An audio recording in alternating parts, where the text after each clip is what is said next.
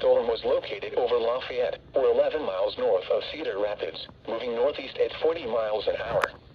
Expected hazards include half-dollar-size hail. The following impacts are expected. Damage to vehicles is expected.